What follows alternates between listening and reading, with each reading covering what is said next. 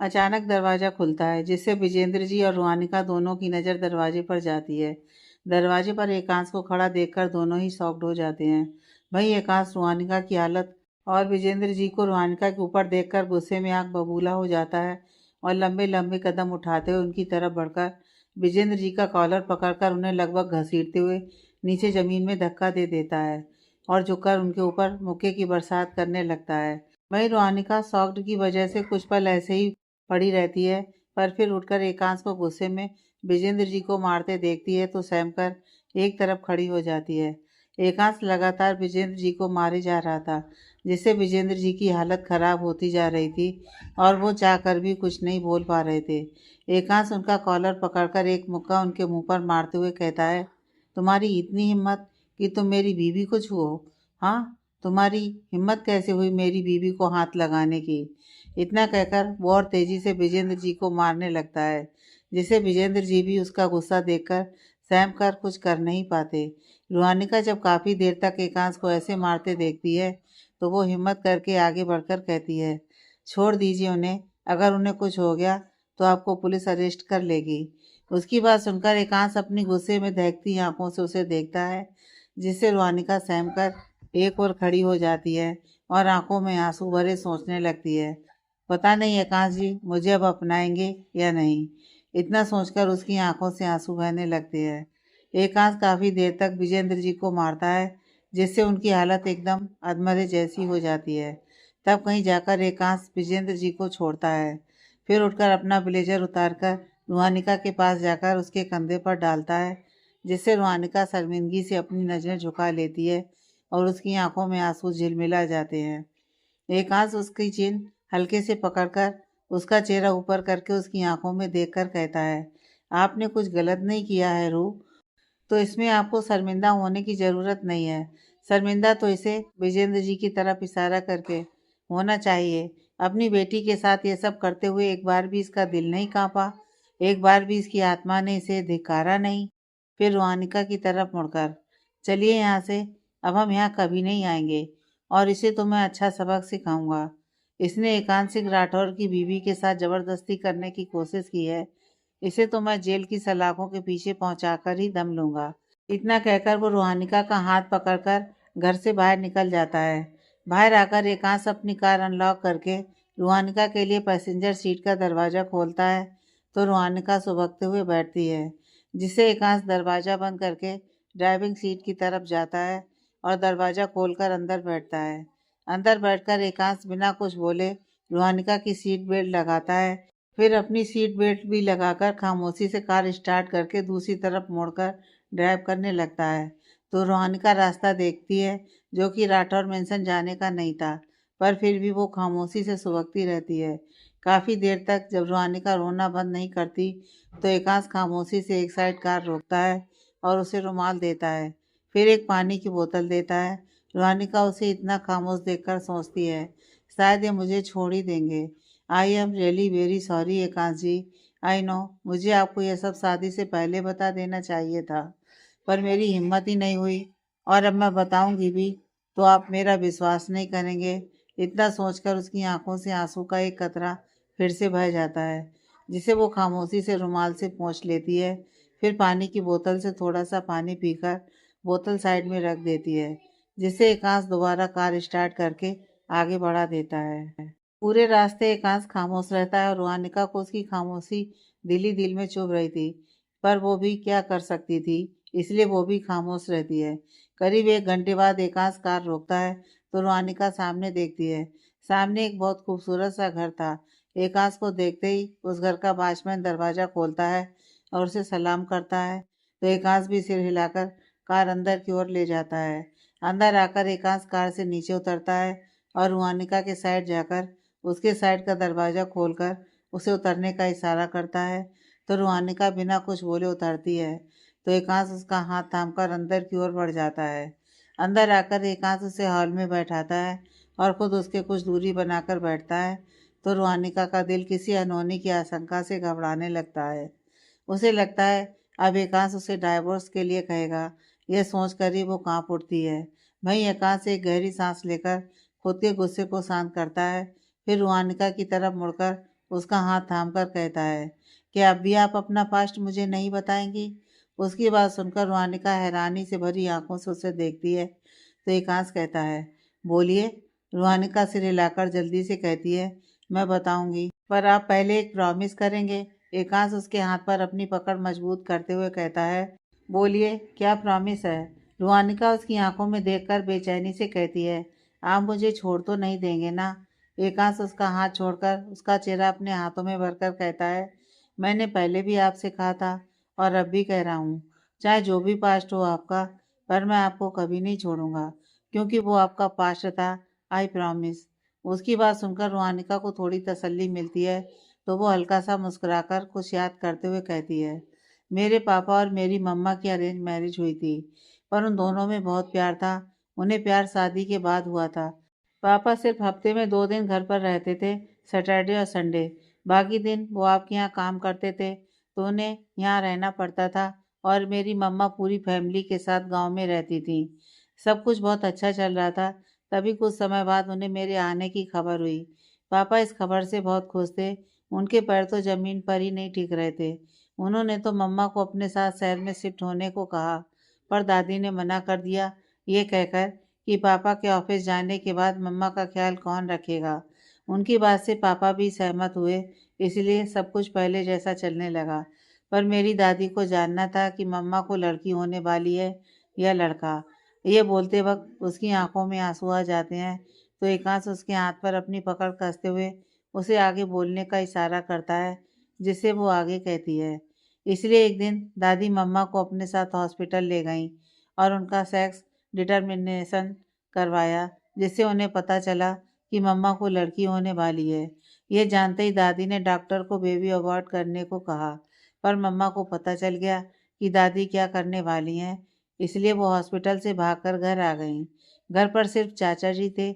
उस वक्त मम्मा ने उन्हें सब कुछ बताया तो चाचा जी ने जल्दी से लैंडलाइन से पापा को फ़ोन लगाया और उन्हें सब कुछ बताया। पापा अपना सारा काम छोड़कर गांव आ गए। तब तक मम्मा ने खुद को कमरे में बंद कर रखा था और चाचा जी ने भी मम्मा को बचाने के लिए दादी को संभाल रखा था। जब पापा आए तो मम्मा ने उन्हें सब कुछ बताया, जिससे पापा ने मम्मा को अपने साथ चलने को कहा, पर दादी ने उन्हें रोक लिया और कहा कि उन्हें अपनी गलती पर पछतावा है, अब वो ऐसा कुछ नहीं करेंगी। उन्होंने काफ़ी ज़्यादा आश्वासन दिया पापा को। तब कहीं जाकर पापा उनकी बात मानकर वापस अपने काम पर चले गए। पापा के जाते ही दादी ने मम्मा को टॉर्चर करना शुरू कर दिया। दादी हर वक्त मम्मा से घर का सारा काम करवाती। कई बार तो जानबूझकर साफ कपड़े गंदे करके उन्हें देती धोने के लिए, और दोपहर में सारा खाना कभी गाय को खिला देती तो कभी किसी और को, पर मम्मा के लिए सिर्फ एक रोटी और थोड़ी सी सब्जी बचाकर रख देती। दादी की इन सब हरकतों की वजह से मम्मा की हालत खराब होने लगी थी।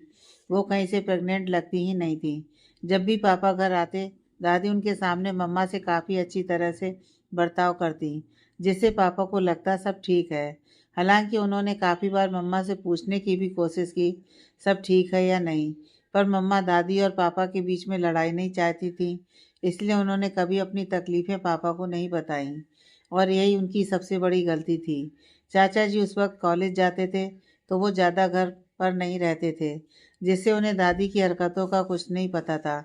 ऐसे ही एक दिन मम्मा कपड़े धोकर ऊपर छत पर डालने जा रही थी, तभी सीढ़ियों पर पानी पड़े होने की वजह से उनका पैर स्लिप हुआ और वो नीचे गिर गईं। दादी उस वक्त पड़ोस में गई थीं और चाचा जी कॉलेज गए थे।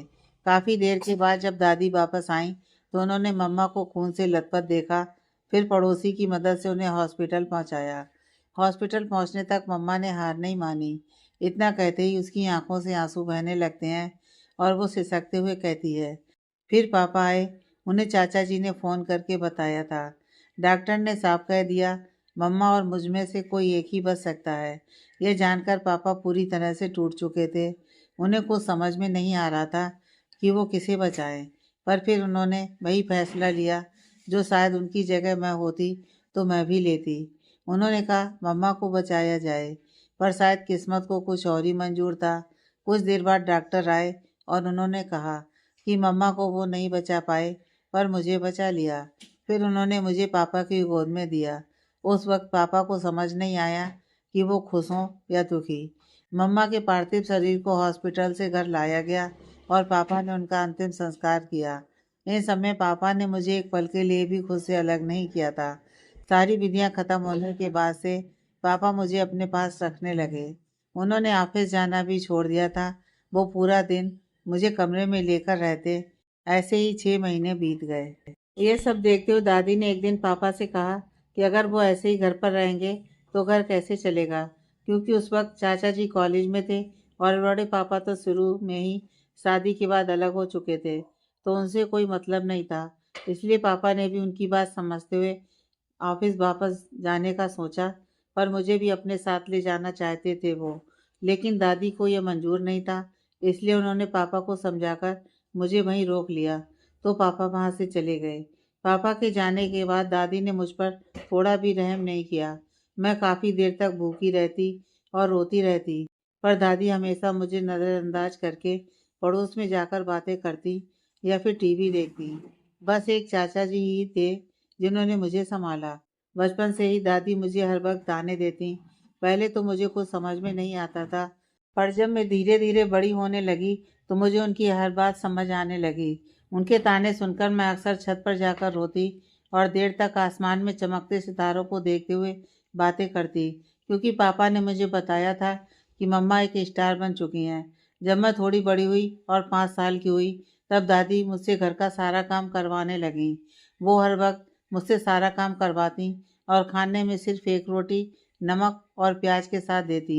जब शाम को चाचा जी आते तो उनके सामने दादी रात को मुझे सही से खाना देती और उनके सामने वो मुझसे कोई काम भी नहीं करवाती थी। एक दिन पापा ने मुझे सरप्राइज देने का सोचा और वो बिना किसी को कुछ बताए घर आ गए, तो उन्होंने मुझे किचन में बर्तन धोते देखा। उस दिन पापा की आंखों में मैंने पहली बार आंसू देखे थे। वो उस वक्त अपने आप को कोस रहे थे, जबकि इन सब में उनकी कोई गलती नहीं थी। उस दिन पापा ने मुझे अपनी गोद में उठाया और मेरा सारा सामान पैक करके मुझे अपने साथ ले गए, हमेशा के लिए उस जगह से दूर, दादी के साथ सारे रिश्ते तोड़कर। मैं बहुत खुश थी यह सोचकर कि अब मेरी ज़िंदगी अच्छे से गुजरेगी, पर मैं गलत थी। पापा हर वक्त मुझे मम्मा के बारे में बताया करते थे। हम दोनों भले ही अकेले थे, पर हमने एक दूसरे को पूरा ख्याल रखा था। हम एक दूसरे की ताकत थे। पापा हमेशा मुझसे एक फ्रेंड की तरह बात करते। मुझे आज भी याद है, जब मेरा स्कूल में पहला दिन था और मैं बहुत डरी हुई थी, तो पापा ने मुझसे प्रॉमिस किया था कि जब तक मैं स्कूल की छुट्टी नहीं होगी वो बाहर ही खड़े रहेंगे, और उन्होंने अपना प्रॉमिस निभाया भी। गर्मी के मौसम में तेज़ धूप में पापा 12 बजे तक मेरे स्कूल के बाहर खड़े थे, उसी मुस्कुराहट के साथ जिसके साथ उन्होंने मुझे स्कूल के अंदर भेजा था। मैं बहुत खुश थी। पापा मेरे साथ समय भी बिताते, मुझे घुमाने भी ले जाते। एक बार तो मैं आपके घर भी गई थी। मैं आपके घर बचपन में काफ़ी बार गई हूँ, अगर आपको याद हो तो। उसकी बात सुनकर एकांश कुछ याद करते हुए हाँ में सिर हिलाता है, तो रूहानिका आगे बताती है। मैं बहुत खुश थी अपनी छोटी सी दुनिया में, पर तभी बड़े पापा आए। वो जयपुर में रहते थे, पर वहाँ कुछ बिजनेस कुछ खास चला नहीं, तो वो उदयपुर आ गए। फिर पापा को कहीं बाहर जाना होता तो वो मुझे बड़े पापा के घर छोड़ जाते। बड़े पापा के घर में कोई भी मुझसे ढंग से बात नहीं करता। ताई जी ने बंस भैया और प्रिया को मना कर रखा था मुझसे बात करने को, इसलिए वो दोनों ही मुझसे बात नहीं करते थे। पर बड़े पापा हमेशा मुझसे बात करते, मेरे साथ खेलते, जिससे मैं खुश रहती थी उनके साथ। पर मुझे क्या पता था वो ये सब क्यों कर रहे हैं। बड़े पापा हर वक्त मेरे साथ खेलते, पर कई बार वो मुझे इधर उधर टच करते, जिससे मुझे बहुत अजीब सा लगता था। पर मैं उस वक्त बच्ची थी, तो मुझे इतना कुछ पता नहीं था। मैंने पापा को इस बारे में कुछ नहीं बताया था, और यही मेरी सबसे बड़ी गलती थी। इससे बड़े पापा को और सह मिल गई, और वो मुझे अब बात बात पर इधर उधर टच करने लगे। उनके छूने पर मुझे काफ़ी अनकंफर्टेबल महसूस होता था, इसलिए मैंने उनके घर जाना बंद कर दिया और मैं ज़्यादातर पापा के साथ ही बाहर जाने लगी। पर एक दिन पापा को किसी अर्जेंट काम से दिल्ली जाना था और मेरे 12th के एग्ज़ाम थे। उस वक्त तो पापा ने मुझे बड़े पापा के घर छोड़ दिया। मैं भी उस वक्त बेबस थी, इसलिए कुछ कह नहीं पाई, क्योंकि मेरे एग्ज़ाम भी ज़रूरी थे और पापा को आने में 3 दिन लगने वाले थे। मेरा एग्ज़ाम तीसरे दिन था, इसलिए मैं आराम से जाकर प्रिया के कमरे में बैठकर पढ़ रही थी, अपने आने वाले भविष्य से अनजान। उस रात को मैं चाह कर भी नहीं भूल सकती, इतना कहते ही उसकी आंखों के सामने उस रात का मंजर घूम जाता है, जिससे वो बेतहाशा रो पड़ती है। रुहानिका का तीर सुनकर एकांश की आंखों में नमी आ जाती है, पर वो खुद को संभाल कर रुहानिका का हाथ पकड़कर कहता है, आप आगे बताने के लिए रेडी हैं या आपको कुछ वक्त चाहिए रूह? इट्स ओके, अगर आपको वक्त चाहिए तो जब भी आप रेडी हो तब आप बता देना। हाँ। उसकी बात सुनकर रुहानिका भरी आंखों से उसे देखती है, फिर कहती है, नहीं, मैं आज ही सब बता देना चाहती हूँ। अब और इसे अपने दिल में नहीं रख सकती। पहले ही बहुत घुट चुकी हूँ, अब और नहीं घुट सकती। एकांश उसकी बातें सुनकर उसकी आंखों की नमी साफ करके कहता है, आप आराम से बताइए, मैं सुनूंगा। एंड आई प्रॉमिस, मैं आपको जज नहीं करूंगा, क्योंकि मुझे पता है मेरी रूह कभी कुछ गलत नहीं कर सकती। उसकी बातें सुनकर रुहानिका को थोड़ी हिम्मत मिलती है और वो आगे बताना शुरू करती है। उस दिन फ्लैशबैक। रूहानिका प्रिया के कमरे में बैठी पढ़ाई कर रही थी और प्रिया भी पढ़ रही थी। तभी वहाँ सुनीता जी आती हैं और रूहानिका को देखकर मुंह बनाकर प्रिया से कहती हैं, प्रिया चलो तैयार हो जाओ, हम आज मम्मा के घर जा रहे हैं। प्रिया उनकी बात सुनकर हैरानी से कहती है, पर माँ, हम आज क्यों जा रहे हैं? आप तो कह रही थी हम अगले संडे जाएंगे। सुनीता जी सख्ती से कहती हैं, कहा ना, जाओ जाकर तैयार हो जाओ, कोई बहस नहीं करनी मुझे, और मेरा जब मन होगा तब मैं जाऊंगी, समझी? जाओ तैयार हो जाकर और नीचे मिलो। इतना कहकर सुनीता जी वहां से चली जाती हैं। प्रिया मन मारकर तैयार होने चली जाती है। वहीं रोहानिका का दिल किसी अनहोनी की आशंका से घबराने लगता है। वो कुछ सोचकर नीचे जाती है, जहाँ सुनीता जी तैयार होकर बैठी प्रिया के आने का इंतजार कर रही थी। सुनीता जी के पास जाकर रोहानिका कहती है, ताई जी, आप लोग अभी क्यों जा रहे हो? जब मैं अपने घर चली जाऊंगी तब चले जाना। सुनीता जी उसकी बात सुनकर गुस्से में कहती हैं, सच्चाई तो यह है कि हम तुम्हारी वजह से जा रहे हैं। मुझे तुम्हारी ये मनहूस शक्ल बिल्कुल पसंद नहीं है, इसलिए तुम्हारी यह शक्ल न देखने के लिए मैं जा रही हूँ। और चूंकि तुम्हारे मनहूस साय की वजह से पहले ही तुम्हारी माँ पिस चुकी थी और तुम्हारा बाप पिस रहा है, अब मैं नहीं चाहती कि मेरे बच्चे भी तुम्हारे साय में आकर कुछ गलत करें, इसलिए उन्हें भी अपने साथ ले जा रही हूँ। उनकी बातें सुनकर रोहानिका की आंखों में आंसू आ जाते हैं और वो झट से भागते हुए वापस प्रिया के कमरे में चली जाती है। प्रिया के कमरे में आकर रोहानिका खिड़की के पास खड़े होकर रोने लगती है। तभी प्रिया तैयार होकर आती है और रोहानिका को रोते देखकर उसके पास जाने लगती है, पर तभी सुनीता जी उसे आवाज़ देती हैं, तो वो बिना कुछ बोले वहाँ से चली जाती है। कुछ देर बाद सुनीता जी बंस और प्रिया को लेकर अपने भाई के घर चली जाती हैं। वहीं रोहानिका उन्हें कार में बैठकर जाते हुए खिड़की से देखती है, फिर डरते हुए जल्दी से दरवाज़ा बंद करके पढ़ने बैठ जाती है। करीब शाम के 7 बजे कोई प्रिया के कमरे का दरवाज़ा खटखटाता है, तो रोहानिका डरकर कांपने लगती है, पर फिर खुद को संभाल कर धीरे से कहती है, कौन है? विजेंद्र जी बाहर से कहते हैं, रूही, मैं हूँ, आओ बाहर आकर कुछ खा लो, दोपहर से तुम कमरे में ही हो। उनकी बात सुनकर रोहानिका कहती है, मुझे अभी मन नहीं है बड़े पापा, मैं बाद में खा लूँगी, जब मेरा मन होगा। विजेंद्र जी बाहर से कहते हैं, ठीक है, फिर तुम्हें जब मन हो आकर खा लेना, मैं किचन में तुम्हारा खाना और कुछ स्नैक्स रख देता हूँ। और सुनो, मैं अब सोने जा रहा हूँ, क्योंकि कल मेरी छुट्टी है और सुबह जल्दी उठने के कारण मेरी नींद पूरी नहीं हुई है, तो अब मैं खाना नहीं खाऊंगा। ओके? उनकी बात सुनकर रुहानिका एक चैन की सांस लेकर कहती है, ओके। विजेंद्र जी वहाँ से चले जाते हैं। उनके जाने के बाद रुहानिका खुद से कहती है, एक बार बड़े पापा सो जाएं, फिर मैं भी जाकर कुछ खा लूँगी। सुबह से कुछ ना खाने के कारण भूख भी लग रही है। काफ़ी देर बाद करीब 9 बजे रुहानिका खुद से कहती है, अब तक तो बड़े पापा सो गए होंगे, अब मुझे कुछ खा लेना चाहिए। इतना कहकर वो उठकर धीरे से कमरे का दरवाज़ा खोलती है, फिर इधर उधर झाँक कर बाहर देखती है, तो विजेंद्र जी को आसपास ना देखकर वो एक गहरी सांस छोड़कर नीचे चली जाती है। नीचे आकर रुहानिका किचन में जाकर अपने लिए एक प्लेट में खाना निकालती है और प्रिया के कमरे में आकर जल्दी से दरवाज़ा बंद कर देती है। दरवाज़ा बंद करके जैसे ही रुहानिका पीछे मुड़ती है, सामने विजेंद्र जी को बेड पर बैठा देखकर घबरा जाती है और घबराकर कहती है, आप यहाँ क्या कर रहे हैं? विजेंद्र जी मुस्कुराकर कहते हैं, काफ़ी समय हो गया रूही, अब तो तुम मेरे घर आती ही नहीं, ना ही मेरे साथ समय बिताती हो। क्या हुआ, मुझसे कोई भूल हो गई है क्या? रुहानिका खुद को शांत करके कहती है, ऐसी कोई बात नहीं है, बस समय नहीं मिलता पढ़ाई की वजह से। विजेंद्र जी उठकर उसके पास आते हुए कहते हैं, ओ कम ऑन रूही, तुम तो ऐसे कह रही हो जैसे तुम कितनी कॉम्पिटिटिव एग्ज़ाम की तैयारी कर रही हो। अरे अभी तो तुम सिर्फ 12th में हो और 18 साल की हो, ऐसे में तुम्हें कैसे समय नहीं मिलता। रुहानिका उनके करीब आने पर पीछे होने लगती है और दरवाजे से लग जाती है। तो विजेंद्र जी उसके पास आकर उसके इर्द गिर्द अपना हाथ रखकर कहते हैं, क्या हुआ, तुम इतना घबरा क्यों रही हो। रूही फिर झुककर रुहानिका के कान में फुसफुसाकर, मैं ही हूँ तुम्हारा बड़े पापा जिनके साथ तुमने अपने बचपन के कीमती पल गुजारे हैं। आज तुम उनके साथ एक रात। उनके इतना कहते ही रुहानिका भरी आंखों से कांपते हुए उन्हें देखती है तो वो मुस्कुराकर कहते हैं, मेरा मतलब है आज का बचा हुआ समय नहीं गुजार सकती।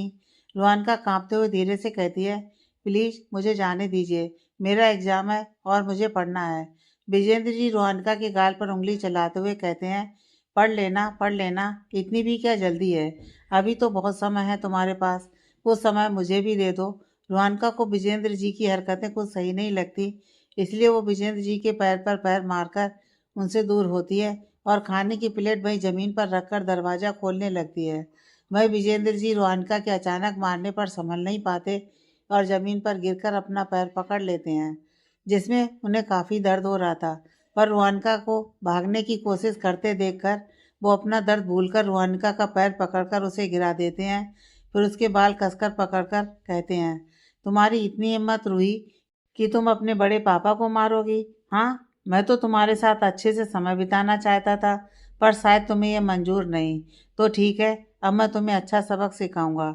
इतना कहकर वो रुहानिका के बाल पकड़कर घसीटते हुए उसे बेड के पास ले जाते हैं और फिर उठाकर उसे बेड पर धक्का देकर गिरा देते हैं। रुहानिका को उनके ऐसे करने पर दर्द होता है, साथ ही डर भी लगने लगता है, इसलिए वो बेड पर पीछे खिसकने लगती है। पर तभी विजेंद्र जी उसका पैर पकड़कर उसे खींचते हुए उसके ऊपर आकर कहते हैं, आज तुम्हें मुझसे कोई नहीं बचा सकता। रूही, आज मैं तुम्हें बताऊंगा कि बड़ों से बदतमीजी से पेश आने की सजा क्या होती है। इतना कहकर वो रुहानिका पर जानवरों की तरह टूट पड़ते हैं। पूरी रात रुहानिका चीखती रही, चिल्लाती रही अपनी आबरू बचाने के लिए, पर कोई उसकी मदद के लिए नहीं आया। रुहानिका की चीखें सुनकर बादल भी गरज कर बरस उठे। उस रात रुहानिका की इज्जत का ही नहीं, बल्कि उसकी आत्मा, उसका दिल, उसका मन, सबका बलात्कार हुआ था। अगले दिन सुबह करीब 6 बजे विजेंद्र जी रुहानिका से दूर हटकर बाथरूम में चले जाते हैं। वहीं रुहानिका बेसुध बेड पर पड़ी रहती है। कुछ देर बाद विजेंद्र जी नहाकर फ्रेश होकर वहां आते हैं और सख्ती से कहते हैं, चुपचाप जाकर नहाओ और नॉर्मल हो जाओ। अगर किसी को भी इस बारे में बताया तो मेरा तो कुछ नहीं होगा, क्योंकि तुम्हारे पास कोई सबूत नहीं है, पर हाँ, तुम्हारे बाप की इज्जत जरूर चली जाएगी। वैसे ही तुम्हारी वजह से उसे अपने परिवार से रिश्ता तोड़ना पड़ा और अब तुम्हारी वजह से कोई उसे इस समाज में जीने नहीं देगा। जहाँ वो जाएगा सब थू थू करेंगे। वो अब तुम्हारे ऊपर है, तुम्हें अपने पापा की इज्जत बचानी है या उसे दागदार करना है। खैर जो भी है, तुम आराम से सोच लो। फिलहाल जाकर नहाकर फ्रेश होकर नीचे आओ और हाँ, सारे सर्वेंट के सामने अच्छे से बिहेव करना। किसी को भी कुछ पता नहीं चलना चाहिए, समझी। रुहानिका उनकी बातें सुनकर नम आंखों से उन्हें देखती है तो विजेंद्र जी वहां से चले जाते हैं। Flashback and. विजेंद्र जी के बारे में जानकर एकांत शॉक्ड था। उसने कभी सपने में भी नहीं सोचा था कि विजेंद्र जी ने रुहानिका का रेप किया है और ये बात रुहानिका ने किसी को नहीं बताई। वो इतने सालों से इसे अपने मन में रखकर अंदर ही अंदर घुल रही है। ये सब जानकर एकांश की आंखों से आंसू बह जाते हैं और वो रुहानिका को देखता है जिसकी आंखों से लगातार आंसू बह रहे थे, उस दिन को याद करके। एकांश आगे बढ़कर रुहानिका को अपने सीने से लगा लेता है तो रुहानिका उसकी बाहों में टूटकर रोने लगती है। एकांश भी अपने आंसू संभालते हुए रुहानिका के बाल सहलाने लगता है। काफी देर तक रुहानिका उसकी बाहों में ऐसे ही रोती रहती है तो एकांश वैसे ही उसका सिर सहलाते हुए कहता है, चुप, शांत हो जाइए रूह, उस दिन को और याद मत करिए। मुझे अब और कुछ नहीं जानना है। मैं आपके जख्म कुरेदना नहीं चाहता हूँ। रुहानिका उसकी बातें सुनकर उससे अलग होकर कहती है, आप मेरे जख्म नहीं कुरेद रहे हैं, बल्कि इतने सालों से जो राज मैंने अपने दिल में छिपा कर रखा था उसे जान रहे हैं। पता है, उस दिन के बाद से मुझे कभी रात में नींद नहीं आई। फिर मैंने स्लीपिंग पिल्स लेने शुरू कर दिए ताकि पापा को कुछ पता न चले। पापा की इज्जत बचाने के लिए मैंने कभी उन्हें कुछ नहीं बताया।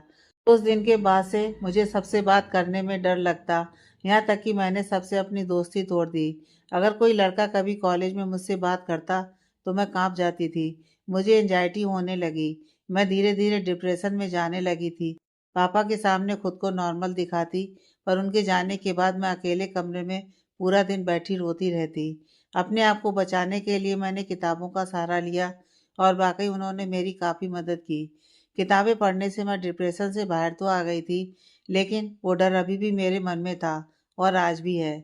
इसलिए जब उस दिन आपने मुझे गले लगाया तो मुझे अनकंफर्टेबल नहीं हुआ, बल्कि उस रात की याद ताज़ा हो गई। उस रात के बाद मैं कभी बड़े पापा के घर नहीं गई।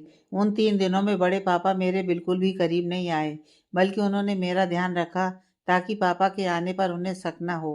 वो दिन मेरी ज़िंदगी का सबसे भयानक दिन था। मैं उसे चाह कर भी नहीं भूल पाती। हमेशा सोचती हूँ सब भूल कर आगे बढ़ जाऊँ, पर नहीं हो रहा मुझसे। आप बताइए क्या करूँ मैं? मैं कैसे उसे? इतना कहते हुए उसका गला रुंध जाता है। एकांश, जिसके आंसू एक बार फिर बहने लगे थे, वो खुद को संभाल कर कहता है, रू, आई नो, जो कुछ भी हुआ उसे भूलना आसान नहीं है, और आपको उसे भूलना भी नहीं चाहिए, क्योंकि जो कुछ भी हुआ वो गलत था और आपको गलत के खिलाफ आवाज़ उठानी चाहिए।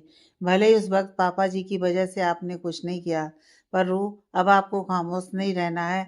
अब आपको उस विजेंद्र के खिलाफ आवाज़ उठानी होगी। आप खुद सोचिए, क्या पता आप जैसी न जाने कितनी लड़कियों की ज़िंदगी उन्होंने ख़राब की हो।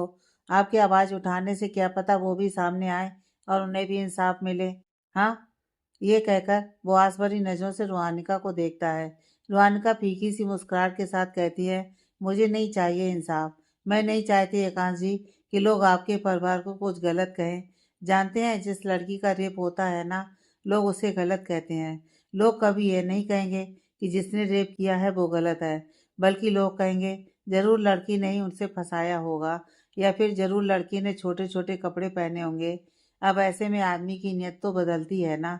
जिन लड़कियों का रेप होता है उन्हें इस समाज में जीने नहीं दिया जाता, और अगर ऐसे में कोई परिवार उन्हें अपना ले तो लोग लड़के के बारे में गलत बातें कहते हैं, जैसे कि शायद लड़के में कोई दिक्कत होगी तभी तो उसने ऐसी लड़की से शादी की। मैं नहीं चाहती एकांश जी कि मेरी वजह से कोई आपको या आपके परिवार को कुछ कहे। आप सबने मुझे एक नई ज़िंदगी दी है, आप सबने मुझे एक परिवार दिया है, इसलिए मैं बिल्कुल भी नहीं चाहती कि मेरी वजह से आपको या आपके परिवार को कुछ भी सफ़र करना पड़े। उसकी बातें सुनकर एकांश एक गहरी सांस छोड़ते हुए उसका हाथ थामकर कहता है, रूह, क्या मेरा परिवार आपका परिवार नहीं है? अब हम एक हैं रूह, हम सब अलग अलग नहीं हैं। तो फिर आप ऐसी बातें क्यों कर रही हैं? रूहानिका उसके हाथ पर अपनी पकड़ कसते हुए कहती है, क्या आप मेरी इतनी बात भी नहीं मानेंगे? मैं मानती हूँ हम सब एक हैं, और आपका परिवार मेरा परिवार है। इसीलिए तो कह रही हूँ कि मैं किसी को ठेस नहीं पहुँचाना चाहती। मैं नहीं चाहती कि अगर दादी माँ मंदिर जाएं तो लोग उन्हें मेरी वजह से ताने दें। मैं नहीं चाहती अगर माँ और छोटी माँ कहीं जाएं तो लोग उनके बारे में गलत बोलें। मैं नहीं चाहती कि अगर पापा जी, चाचू रियाज या आप ऑफिस जाएं तो लोग आपके पीठ पीछे 4 बातें कहें। मैं नहीं चाहती कि अगर शिव और छोटी कॉलेज जाएं तो कॉलेज में सब उन्हें बुली करें। मैं नहीं चाहती ये सब, इसलिए कह रही हूँ रहने दीजिए। नहीं चाहिए मुझे कोई इंसाफ। प्लीज़ एक लास्ट टाइम मेरी बात मान लीजिए। उसकी बात सुनकर एकांश सख्त आवाज़ में कहता है, ठीक है, फिर आप भले ही इंसाफ नहीं चाहती, पर मैं चाहता हूँ। मैं उस विजेंद्र को छोड़ूंगा नहीं। उसे अपने किए की सज़ा दिलवाकर ही दम लूंगा मैं। फिर रोहानिका को देखकर, आप चिंता मत कीजिए, इन सब में आपका नाम नहीं आएगा और ना ही किसी को कुछ पता चलेगा आपके अतीत के बारे में। इस जानवर को तो मैं अलग तरह से बर्बाद करूंगा। उसकी बातें सुनकर रूहानिका एक चैन की सांस लेती है, फिर कुछ सोचकर धीरे से कहती है, आई एम सॉरी। एकांश असमंजस से उसे देखता है तो रूहानिका नम आंखों से उसे देखकर कहती है, आपको एक ऐसी लड़की से शादी करनी पड़ी जिसके साथ इतना कुछ हो चुका है। आई नो, मुझे ये सब शादी से पहले बता देना चाहिए था, पर क्या करूं, मेरी हिम्मत ही नहीं हुई। और फिर उस वक्त पापा की तबीयत में मेरा ध्यान ज़्यादा था, इसलिए मैं नहीं बता पाई। आई नो, आपके लिए मुझ जैसी लड़की को एक्सेप्ट करना बहुत मुश्किल है, और इसके लिए अगर आप मुझे छोड़ना।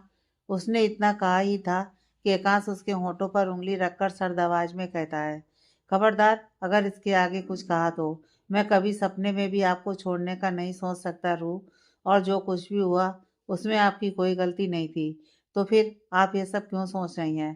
और रही बात शादी से पहले बताने की, तो अगर आप मुझे शादी से पहले भी ये बात बताती ना, तब भी शादी तो मैं आपसे ही करता। आप कोई कमज़ोर या आम लड़की नहीं है रूह। आप तो बहुत स्ट्रांग और ब्रेव हैं, इसलिए इतना सब होने के बाद भी आप हमेशा दूसरों को खुश करने में लगी रहती हैं।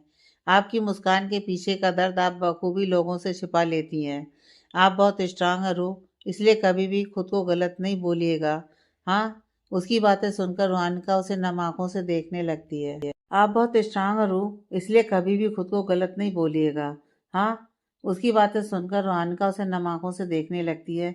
एकांश बात बदलकर कहता है, मुझे बहुत भूख लग रही है एंड आई होप आपको भी लगी होगी। तो आप यहाँ बैठिए, मैं कुछ देखता हूँ, किचन में जाकर फिर बनाकर लाता हूँ।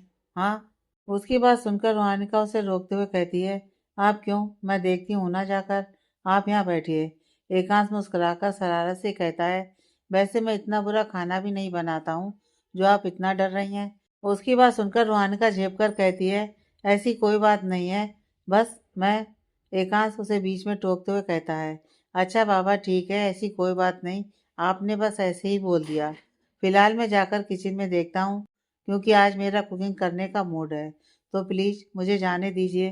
रोहानिका मुस्कुराकर कहती है, ओके, बट मैं भी आपके साथ चलूँगी। एकांश मुस्कुराकर हामी भरता है, फिर उठकर उसके साथ किचन की ओर चला जाता है। किचन में आकर एकांश सारा सामान देखने लगता है, तो उसे सिर्फ चावल और दाल ही मिलता है। तो एकांश कहता है, सिर्फ चावल और दाल ही है, तो वही बना लूँ। सुबह मैं बाचमन से कहकर कुछ मंगवा लूँगा। रोहानिका हामी से हिलाती है, तो एकांश चावल धोने लगता है, जिसे रोहानिका उसे रोकते हुए कहती है, रुकिए, मैं ये कर देती हूँ। एकांश उसे आग दिखाकर कहता है, बिल्कुल नहीं, मैंने पहले ही कहा था, आज मेरा कुकिंग करने का मूड है, तो सब मैं ही करूँगा। आप साइड में बैठिए और मुझे देखिए। उसकी बात सुनकर रोहानिका हैरानी से उसे देखती है, तो एकांश अपनी बात संभाल कर कहता है, मेरा मतलब है बैठकर खाना बनते देखिए। रोहानिका उसकी बात सुनकर सिर हिलाकर खामोशी से साइड में खड़ी हो जाती है। तो एकांश चावल धोकर उसे गैस पर चढ़ाता है, फिर दूसरी तरफ दाल चढ़ाता है और प्याज, टमाटर, हरी मिर्च काटने लगता है। रोहानिका उसे काम करते देखकर प्यार से उसे देखने लगती है, तो एकांश अपने काम पर ध्यान देते हुए कहता है, अच्छा, आपको याद है बचपन में आप हमारे घर आया करती थी? रोहानिका उसकी बात सुनकर होश में आकर कहती है, हाँ याद है, पर ज़्यादा नहीं, क्योंकि उस वक्त मैं बहुत छोटी थी ना। एकांश उसकी बात सुनकर उसे देखकर मायूसी से कहता है, अच्छा वैसे पता है बचपन में आपने मुझसे कभी बात नहीं की? आप सिर्फ रियान, शिव और छोटी से ही बातें करती थी, उनके साथ ही खेलती थी। उसकी बात सुनकर रोहानिका अचानक से कहती है, हाँ, क्योंकि वो मेरी उम्र के थे ना तभी। उसकी बात सुनकर एकांश अपनी आंखें छोटी करके कहता है, आपके कहने का मतलब क्या है? मैं बूढ़ा लगता था आपको? रोहानिका उसकी बात पर जल्दी से कहती है, नहीं, मेरा वो मतलब नहीं था। मैं तो बस ये कह रही थी कि आप मुझसे बड़े थे ना, और फिर आप हर वक्त पढ़ाई में बिजी रहते थे, तो मैं कैसे बात करती आपसे। उसकी बात सुनकर एकांश वापस अपने काम पर ध्यान देते हुए कहता है, ओह अच्छा। रूहानिका उसे नॉर्मल देखकर एक चैन की सांस लेती है, फिर कहती है, अब तो सब हो गया, तो चलिए चलकर बाहर बैठते हैं, जब तक कुकर की सीटी नहीं निकल जाती। उसकी बात पर एकांश हामी भरकर चाकू रखकर हाथ धोकर रूहानिका के साथ बाहर आकर सोफे पर बैठ जाता है। तभी एकांश का फ़ोन बजता है, तो वो फ़ोन निकाल कर देखता है, उसमें माँ नाम शो हो रहा था, जिससे वो जल्दी से फ़ोन उठाकर कहता है, हेलो माँ। सोडा जी दूसरी तरफ से कहती हैं, हेलो अंश, कहाँ हो तुम? अभी तक आई क्यों नहीं, तुम और रोहानिका?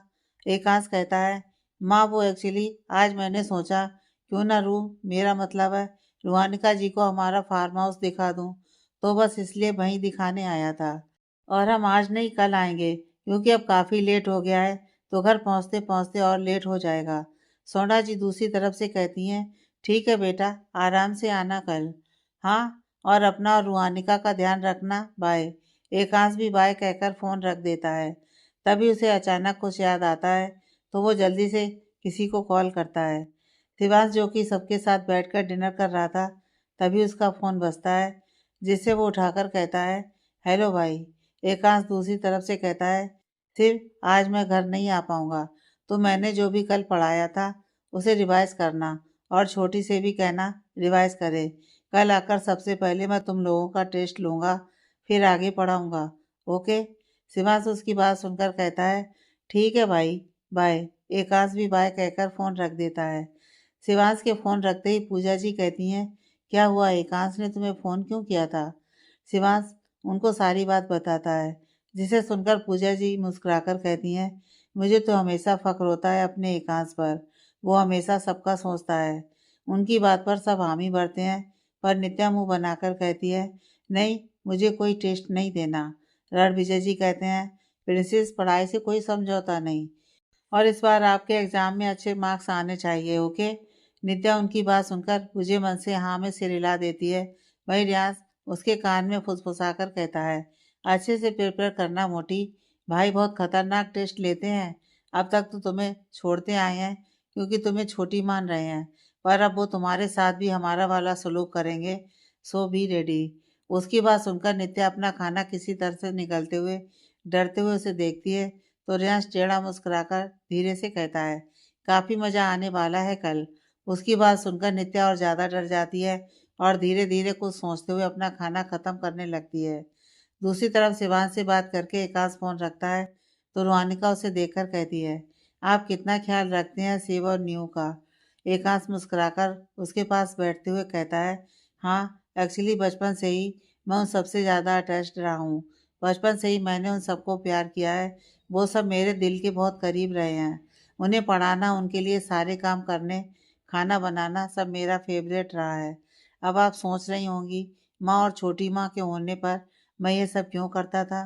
तो दरअसल पहले माँ और छोटी माँ एक एनजीओ चलाती थी, अभी भी चलाती हैं, पर अब वो रोज़ नहीं जाती, बल्कि कभी-कभी जाती हैं, पर पहले रोज़ जाती थी। सिर्फ यही नहीं, उनके अच्छे कामों की वजह से उन्हें अलग-अलग स्कूल और कॉलेजेस में भी बुलाया जाता था। इन सब में उनके पास समय नहीं बचता था, क्योंकि घर आकर उन्हें घर का भी सब कुछ देखना होता था। हालांकि वो हमसे बहुत प्यार करती थी उस वक्त भी। जब भी कहीं बाहर होती हमेशा कॉल करके खाने का पूछती और बाकी चीज़ों का भी ख्याल रखती। इन सब में छोटी, रियाज और सिर्फ मेरे बहुत करीब हो गए। स्कूल से लेकर अब तक मैं उन्हें प्रोटेक्ट करता आया हूँ और आगे भी करूँगा, क्योंकि वो सिर्फ मेरे भाई बहन नहीं, बल्कि मेरे बॉडी का एक हिस्सा है, जिनके बिना रहने की मैं सोच भी नहीं सकता। इस तरह से समझ लीजिए, वो मेरे बच्चों की तरह अजीज है मुझे, और मेरे पहले बच्चे भी हैं। उसकी बातें सुनकर रोहानिका उसमें खो ही जाती है। साथ ही उसके दिल में एकांश के प्रति रिस्पेक्ट और ज़्यादा बढ़ जाती है, और वो सोचती है, जो अपनी फैमिली से इतना प्यार करता है, वो अपनी बीवी से कितना करेगा। यह सोचते ही उसके चेहरे पर हया की लाली छा जाती है। वहीं एकांश अपनी बात खत्म करके रोहानिका के चेहरे पर हया की लाली देखता है, तो कंफ्यूज हो जाता है। तभी रोहानिका की नज़र एकांश पर जाती है, और उसे कंफ्यूज देखकर रोहानिका खुद को संभाल कर कहती है, आप प्लीज़ किसी को भी मेरे पास्ट के बारे में मत बताइएगा। उसकी बात सुनकर एकांश सीरियस होकर कहता है, और ऐसा क्यों? रोहानिका अपनी नज़र झुकाकर कहती है, क्योंकि मैं नहीं चाहती कि उन्हें कुछ भी पता चले। मुझे पता है सब कुछ जानने के बाद वो सब मुझे और भी प्यार करेंगे, कभी भी मुझे कुछ भी गलत फील नहीं करवाएंगे, पर मुझे उनके सामने जानने में शर्मिंदगी महसूस होगी। भले ही सब में मेरी गलती नहीं थी, पर फिर भी मैं उनके सामने नहीं जा पाऊंगी। इसलिए प्लीज़ मैं आपसे रिक्वेस्ट कर रही हूँ, प्लीज़ उन्हें कुछ मत बताइएगा, प्लीज़। इतना कहकर वो आस भरी नज़रों से एकांश को देखती है। एकांश एक गहरी सांस लेकर कहता है, ठीक है, मैं किसी को भी कुछ नहीं बताऊंगा। रुहानिका उसकी बात सुनकर एक चैन की सांस लेती है। तभी उसे कुकर की सीटी सुनाई देती है, तो वो कहती है, आई थिंक अब तक खाना बन गया होगा। उसकी बात सुनकर एकांश भी हामी भरकर किचन में चला जाता है।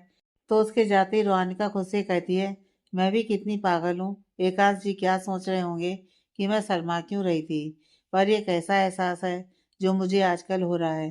पहले एकांश जी को प्यार से देखना, फिर नन्ही से बात करने पर अजीब सी जलन होना, और अब उनकी बातों में खो जाना, यह सब क्या है? कहीं मुझे उनसे प्यार? नहीं नहीं, मुझे उनसे प्यार नहीं हो सकता, और अगर हो भी रहा है तो मुझे खुद को कंट्रोल करना होगा। वैसे भी मैं उनके लायक नहीं हूँ। वो एक ऐसी लड़की के साथ कैसे अपनी ज़िंदगी बिता सकते हैं जिसका रेप हुआ हो? इतना कहते ही उसकी आंखों में आंसू आ जाते हैं। मुझे उनसे दूर रहना होगा, इसमें ही मेरी और उनकी बेहतरी है। इतना कहकर वो अपने आंसू पोंछकर किचन में चली जाती है। दूसरी तरफ किचन में एकांश दाल को तड़का लगाकर 2 प्लेट्स में खाना निकालकर बाहर ला ही रहा होता है कि रुहानिका वहाँ आकर उसके हाथ से अपनी प्लेट लेकर बिना उसे देखे कहती है, मैं ले जाती हूँ। उसकी बात पर एकांश कुछ कहने को होता है, पर रुहानिका बिना उसकी बात सुने वहाँ से चली जाती है, जो एकांश को अजीब लगता है। पर फिर वो अपना सिर झटक कर उसके पीछे पीछे बाहर आ जाता है। बाहर आकर दोनों डाइनिंग चेयर पर बैठते हैं और अपना खाना खामोशी से ख़त्म करने लगते हैं। एकांश कई बार बीच बीच में खामोशी तोड़ने की कोशिश भी करता है, पर जवाब में रुहानिका सिर्फ हाँ या ना ही कहती है, जिससे एकांश भी खामोश हो जाता है। हालांकि उसे समझ में नहीं आता कि अचानक से रुहानिका को क्या हो गया। खाना खत्म करके दोनों अपनी प्लेट सिंक में रखते हैं और हाथ धोकर किचन से बाहर आते हैं, तो एकांश कहता है, मैं आपको कल ये फार्म हाउस दिखाऊंगा। फिलहाल चलिए चलकर सो जाते हैं, क्योंकि मुझे बहुत नींद आ रही है। उसकी बात पर रुहानिका खामोशी से हाँ में सिर हिलाती है और इसके साथ ऊपर सीढ़ियों की तरफ चली जाती है।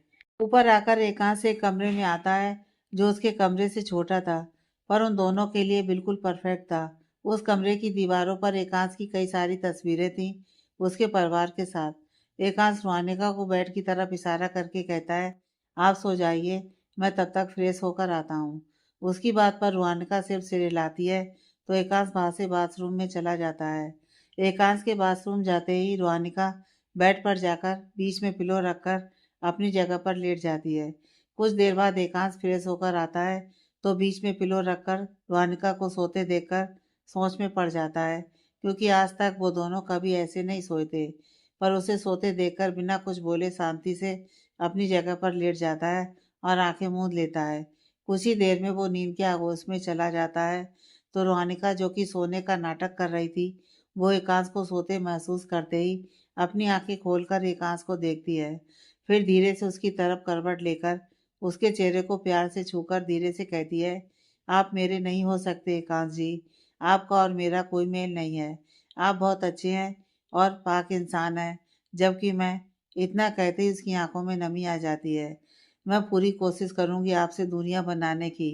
इतना कहकर वो अपना हाथ एकांश के चेहरे से हटाकर उसे देखने लगती है, जैसे अपनी आंखों में उसका चेहरा कैद कर रही हो। काफी देर तक एकांश को देखते हुए रुहानिका नींद के आगोश में चली जाती है। आधी रात को एकांश की नींद रुहानिका के रोने और कुछ बड़बड़ाने से खुलती है, तो वो उठकर रुहानिका को देखता है, जो कांपते हुए रोते हुए कह रही थी, प्लीज मुझे जाने दीजिए, मुझे छोड़ दीजिए, प्लीज मुझे जाने दीजिए। उसकी दर्द भरी आवाज सुनकर एकांश के दिल में एक टीस सी उठती है, पर फिर वो आगे बढ़कर बीच से पिलो हटाकर रुहानिका के कंधे पर हाथ रखकर उसे हल्के से हिलाकर कहता है, रूह आंखें खोलिए, देखिए आप सेफ हैं, देखिए मैं हूँ एकांश। रूह आंखें खोलिए। रुहानिका एकांश के बोलने पर धीरे धीरे शांत होने लगती है, तो एकांश रुहानिका के बगल में लेटकर धीरे से उसे अपनी बाहों में भरकर उसका सिर सहलाने लगता है, जिससे धीरे धीरे रुहानिका नींद के आगोश में जाने लगती है और कुछ देर बाद ही उसकी सांसें काफी धीमी महसूस होती हैं, जिससे एकांश समझ जाता है कि वो सो चुकी है। एकांश रुहानिका को सोता महसूस करते ही उसके माथे को अपने होठों से छूकर धीरे से कहता है, मैं उस विजेंद्र को छोड़ूंगा नहीं रूह।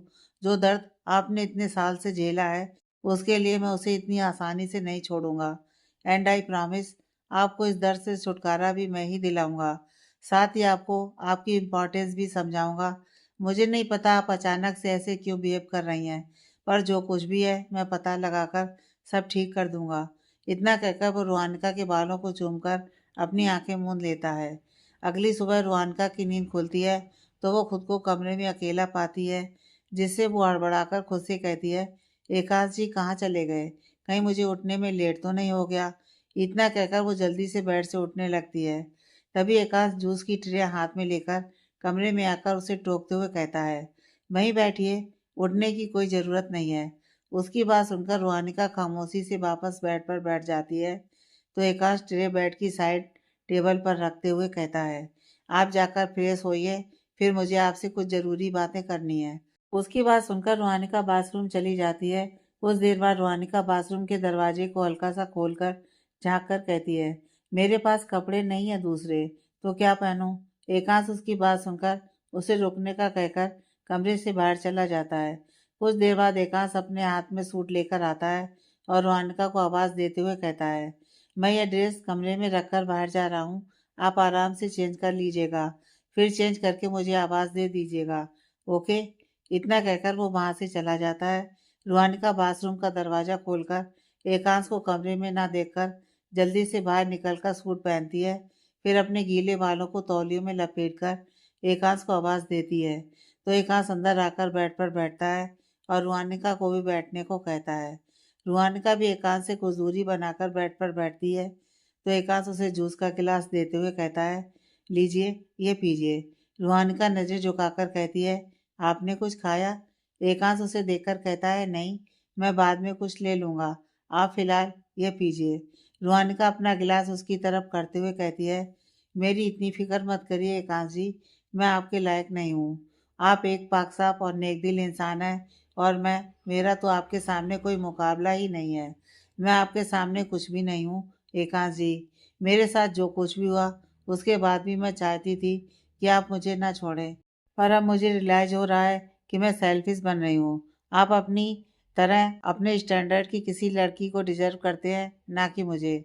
बहुत सोचने के बाद मैंने यह फ़ैसला लिया है कि अगर आप मुझे छोड़ना चाहते हैं, तो छोड़ दीजिए। मैं चली जाऊँगी वापस अपने घर। वैसे भी कौन लड़का किसी ऐसी लड़की के साथ रहना चाहेगा जिसका रेप। उसने इतना कहा ही था कि एकांश उसके होंठ पर अपनी उँगली रखकर हल्के गुस्से में पर सर्द आवाज़ में कहता है, चुप, खबरदार अगर इसके आगे एक शब्द भी कहा तो। आपने इतना बड़ा फैसला अकेले कैसे ले लिया? आपके मन में यह ख्याल भी कैसे आया कि मैं छोड़ दूंगा?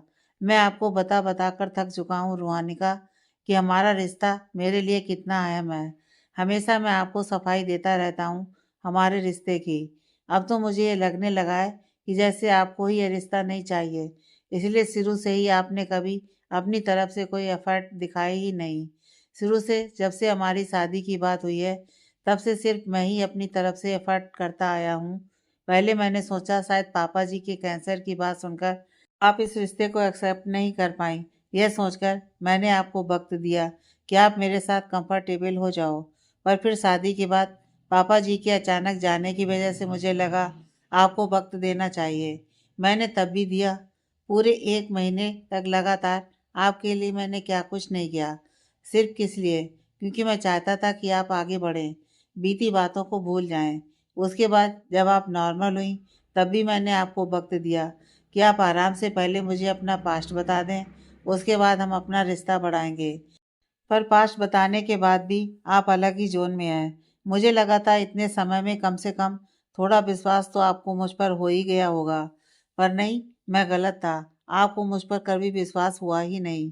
पता है, सब कहते थे मुझे कि मैं बहुत अच्छा बेटा, बहुत अच्छा पोता और बहुत अच्छा भाई हूँ, पर शायद एक अच्छा पति नहीं बन पाया। I failed as a husband. I failed, इतना कहकर वो उठकर वहाँ से चला जाता है। वहीं रोहानिका नम आंखों से उसे जाते हुए देखती है। आज उसे वाकई अपनी गलती का एहसास होता है। सही तो कहा था एकांश ने। जब से ये रिश्ता जुड़ा है, एकांश ने ही सिर्फ अपनी तरफ से एफर्ट्स किए हैं। इस समय रोहानिका की तरफ से कभी कोई पहल नहीं दिखी, सिवाय शादी की रात साथ सोने के अलावा। यह सोचकर रोहानिका का दिल गिल्ट से भर जाता है, पर फिर वो ये निर्णय लेती है कि वो गलती उसने की है, वो उसे सुधार कर रहेगी। अब से एकांश को रोहानिका की तरफ से भी एफर्ट्स दिखेंगे। ये रिश्ता अब दोनों के एफर्ट से चलेगा। यह सोचकर रोहानिका अपने आंसू पोंछती है और जूस का गिलास लेकर एकांश को ढूंढने के लिए कमरे से बाहर चली जाती है। दूसरी तरफ एकांश ने रोहानिका को इतना कुछ बोल तो दिया था, पर अब उसे रिग्रेट हो रहा था। वो खुद को कोसते हुए मन ही मन सोचता है, मुझे रूल से ऐसे बात नहीं करनी चाहिए थी, मुझे उन्हें ये सब नहीं कहना चाहिए था। और लेडी, उन्होंने कल मुझे अपना पास्ट बताया, एक बार फिर उस मंजर को जिया। ऐसे में मुझे उन्हें ये सब नहीं कहना चाहिए था। पता नहीं उन्हें कैसा लग रहा होगा। इतना सोचकर वो रेलिंग पर हाथ मारकर अपना सिर पकड़कर बालकनी में पड़े सोफे पर बैठ जाता है। रुहानिका एकांश को ढूंढते हुए बालकनी में आती है, तो उसे सिर पकड़े देखकर जूस का गिलास टेबल पर रखकर धीरे से उसके पीछे खड़े होकर उसका सिर दबाने लगती है।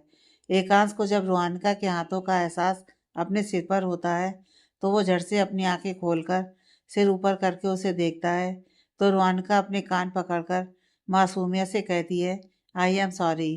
प्लीज़ मुझे माफ़ कर दीजिए। इसके बाद मैं कभी भी आपसे ऐसी बातें नहीं करूँगी और आज के बाद आप मुझे चेंज भी देखेंगे, आई प्रॉमिस। बस ये लास्ट टाइम माफ़ कर दीजिए। उसकी बात सुनकर एकांश उसके हाथ नीचे करके कहता है, इट्स ओके, मेरी भी गलती थी। मुझे वो सब आपको नहीं कहना चाहिए था, इसलिए आई एम सॉरी। रुहानिका उसे देखकर हल्का सा मुस्कुराकर कहती है, इट्स ओके, इन सब में आपकी गलती नहीं थी। बस आपने मुझे वो सब कहा जो सच था, और अगर आप वो सब ना कहते तो शायद मेरे मन में अभी भी कुछ गलतफहमियां रहती। तो थैंक यू वो सब कहने के लिए। एकांश उसकी बात सुनकर हल्का सा मुस्कुराकर रह जाता है। रुहानिका उसे जूस का गिलास देकर कहती है, चलिए ख़त्म करिए इसे, सिर में दर्द है ना आपके। एकांश वो गिलास उसके होठों पर लगाकर कहता है, इसकी ज़रूरत मुझसे ज़्यादा आपको है। रुहानिका उसकी बात सुनकर बिना किसी ना नुकर के वो जूस पी लेती है। तो एकांश गिलास साइड में रखकर कहता है, हाँ तो बताइए क्या खाएंगी ब्रेकफास्ट में। रुहानिका कहती है, हम कहीं बाहर ब्रेकफास्ट करते हैं आज। एकांश मुस्कुराकर कहता है, ओके चलिए। इतना कहकर वो अपना हाथ रुहानिका के सामने बढ़ाता है तो रुहानिका पहले तौलिया अपने बालों से हटाकर टेबल पर रखती है, फिर मुस्कुराकर उसके हाथ पर अपना हाथ रखकर उसके साथ आगे बढ़ जाती है।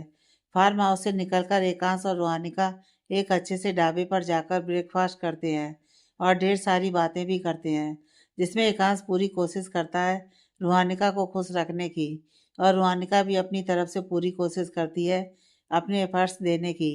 ब्रेकफास्ट करके दोनों वापस राठौर मेंशन आते हैं तो राठौर मेंशन में सब लोग काफ़ी सीरियस होकर हॉल में खड़े न्यूज़ देख रहे थे। उन्हें सीरियस देखकर रुहानिका एकांश से कहती है, कुछ हुआ है क्या। एकांश अनजान बनते हुए अपने कंधे उचका देता है।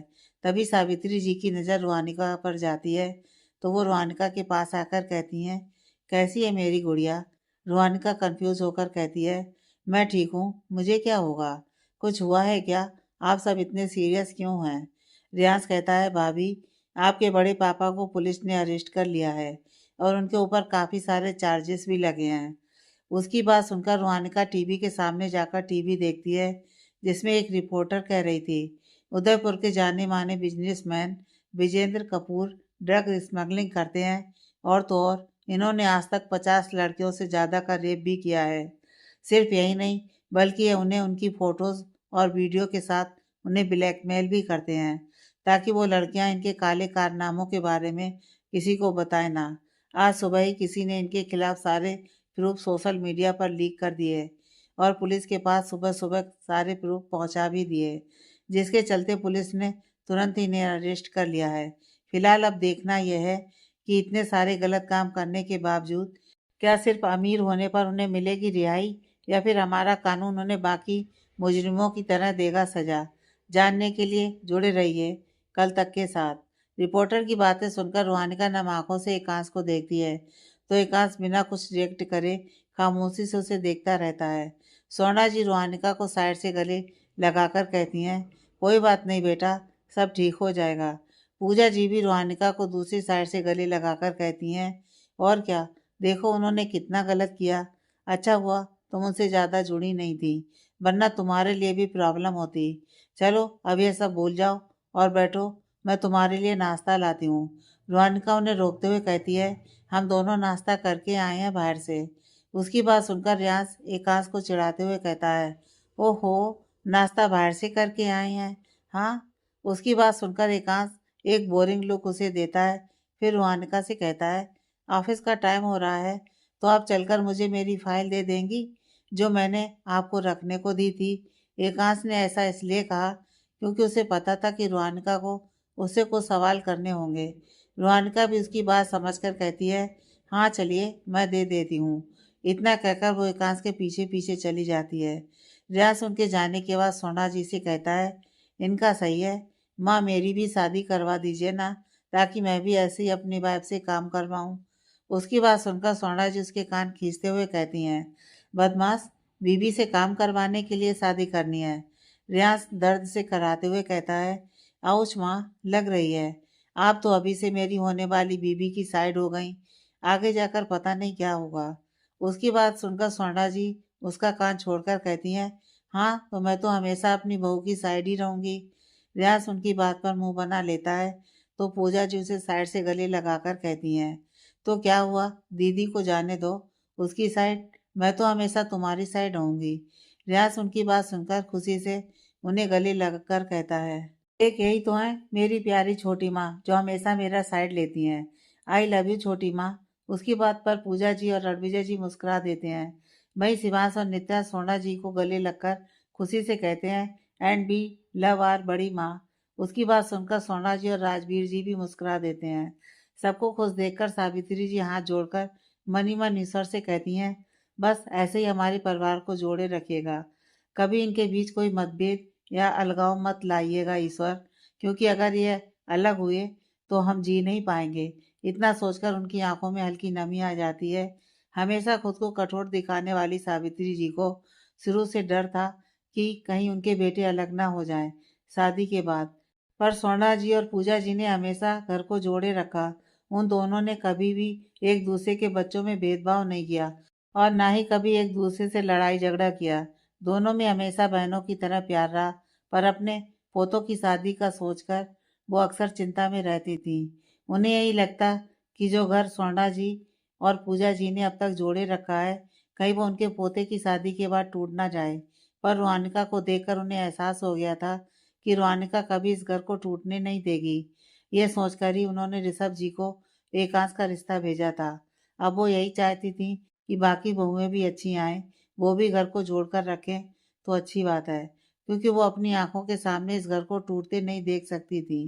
सावित्री जी ये सब सोच ही रही थी कि राजवीर जी उन्हें साइड से गले लगकर कहते हैं, और मैं अपनी माँ से बहुत प्यार करता हूँ। उनके ऐसा करने पर रणविजय जी भी जल्दी से सावित्री जी को दूसरी साइड से गले लगाकर कहती हैं, और मैं भी। सावित्री जी उनकी इस हरकत पर मुस्कुराकर दोनों का माथा चूमती हैं। क्या वाकई सब ऐसे ही साथ रहेंगे? क्या रोहानिका विजेंद्र जी को बचाने को कहेगी एकांश से? क्या यह सब एकांश ने ही किया है? जानने के लिए पढ़िए कहानी का नेक्स्ट पार्ट।